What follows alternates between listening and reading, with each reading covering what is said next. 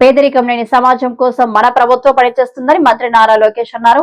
అన్ని పదవుల్లో సామాజిక న్యాయం పాటించాల్సిన బాధ్యత తమపై ఉందని చెప్పారు. పార్టీలో మహిళలను గౌరవించాలని సూచించారు. అమరావతిలోని టీడీపీ కేంద్ర కార్యాలయంలో పార్లమెంటరీ కమిటీల శిక్షణ తరగతులను లోకేష్ ప్రారంభించారు. అనంతరం ఆయన మాట్లాడుతూ త్వరలో మనం ఏబోతున్నాం. ఇంకో పక్కన అన్నదాత సుఖీభవ కింద 2 విడతలు కేంద్ర ప్రభుత్వం ఎప్పుడైతే డబ్బులు రిలీజ్ చేస్తున్నో దానికి మనం డబ్బులు జోడించి రైతులకు అందజేస్తామని చెప్పాం. అంటే ఇచ్చిన హామీలన్నీ ఒక పద్ధతి ప్రకారం మనం నిలబెట్టుకుంటా ముందరికి.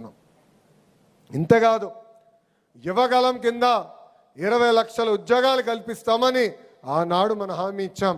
మన ప్రభుత్వ అధికారంలోకి వచ్చిన 150 రోజుల్లో ప్రతిపక్ష పార్టీ 200 కేసులేసిన డిఎస్సి పూర్తి చేసి 16,000 మందికి మనం ఉద్యోగాలు కల్పించాం.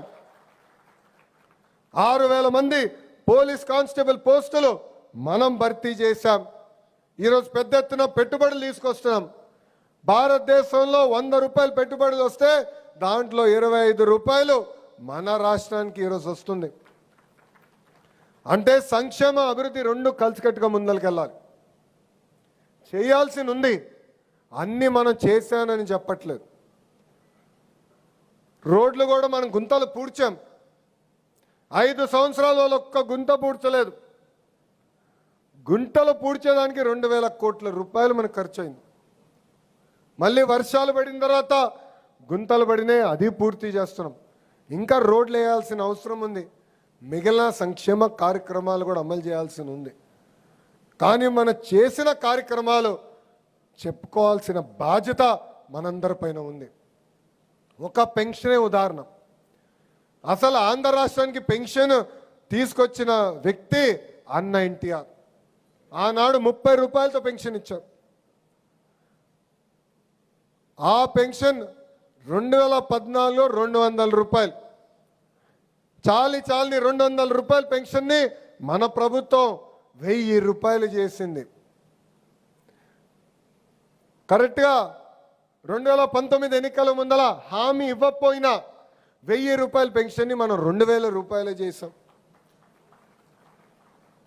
గత ప్రభుత్వం 1000 రూపాయలు పెంచడానికి 5 సంవత్సరాలు తీసుకుంది. కానీ అదే మన ప్రభుత్వ అధికారంలోకి వచ్చిన మొదటి 100 రోజుల్లో 1000 రూపాయలు పెన్షన్ పెంచాం. 4,000 రూపాయలు ఈరోజు మనం చేసాం. చెప్పాలి, మనం పనులు చేస్తాం ఎంత ముఖ్యమో చేసిన పనులు కూడా చెప్పుకోవాల్సిన బాధ్యత మనందరి పైన ఉంది. ఇంతేకాదు మారుతున్న కాలానికి పార్టీలో కూడా మార్పు రావాలని నేను కోరుకున్నా. వేదిక ముందున్న పెద్దలందరూ తెలుసు, పాలిట్ బ్యూరో సభ్యులు ఉన్నారు.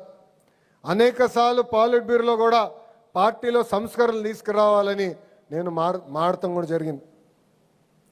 ప్రతి పార్టీ పదవికి టర్మ్ లిమిట్ ఉండాలని నేను ప్రతిపాదిస్తాం కూడా జరిగింది. అది నాకు కూడా వర్తిస్తుంది. అందరికీ టర్మ్ లిమిట్ ఉండాలి. ఒక వ్యక్తి ఒకే పదవిలో 2 టర్మ్ల కన్నా ఎక్కువ ఉండకూడదు. అతను ప్రమోట్ అవ్వాలి. సామాన్య గ్రామ పార్టీ అధ్యక్షుడు ఎందుకు పాలిట్ బ్యూరో వరకు రాకూడదని నేను పాలిట్ బ్యూరోలో కూడా మారటం జరిగింది. ఇది మన పార్టీ, ఇది మన కుటుంబం. మనం అనుకున్న అన్నీ ఒకే రోజు అవ్వవు. మీరందరూ అనుకోవచ్చు, లోకేష్ అనుకుంటే ఎంతసేపు అయిపోతుంది కదా అని. నేను పోరాడా. జిల్లా పార్టీ కమిటీ నుంచి పార్లమెంట్ పార్టీ కమిటీ తీసుకొచ్చేదానికి నాకు 18 నెలలు పోరాటం పట్టింది. 18 నెలలు పోరాడా. పాలిట్ బ్యూరోలో పోరాడా. ఒక్కసారి తిరస్కరించారు. మళ్ళీ వెళ్ళా, మళ్ళీ అడిగా.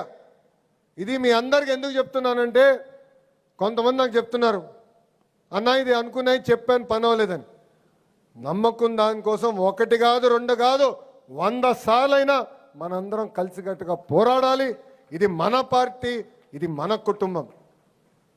మొన్న జరిగిన మహానాడులో చాలా స్పష్టంగా 6 శాసనాలకి మనం తీర్మానం చేశాం.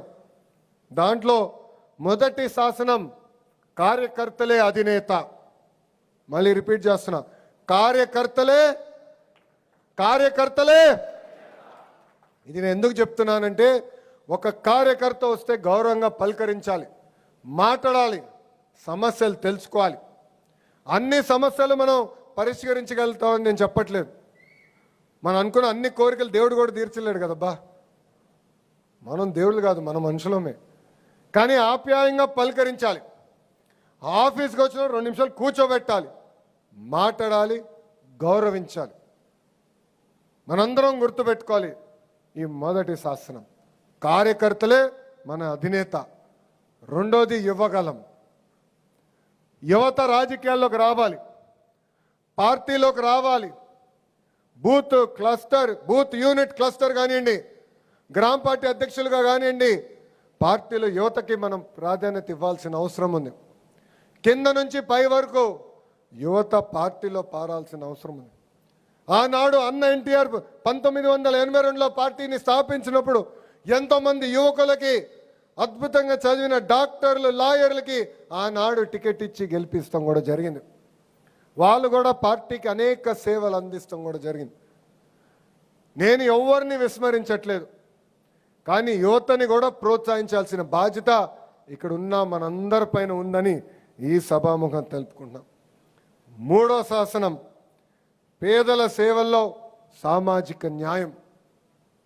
ఈరోజు మనం చేస్తున్న అనేక సంక్షేమ అభివృద్ధి కార్యక్రమాలు పేదరికం లేని సమాజం కోసం. తల్లికి వందనం కానివ్వండి, పెన్షన్ కానివ్వండి, స్త్రీ శక్తి కానివ్వండి, దీపం పథకం కానివ్వండి, ఇదంతా పేదరికం లేని సమాజం కోసం మనం చేస్తున్నాం. ఒక లక్ష్యంగా మనం పెట్టుకుని ముందరికెళ్తున్నాం. ఈరోజు బాబు గారు P4 అంటున్నారు. బంగారు కుటుంబం, వాళ్ళని ఆదుకోవాలి, మార్గదర్శులు వాళ్ళు ఆదుకుని పేదరికం నుంచి బయటికి రావాలి, తీసుకురావాలి. పేదరికం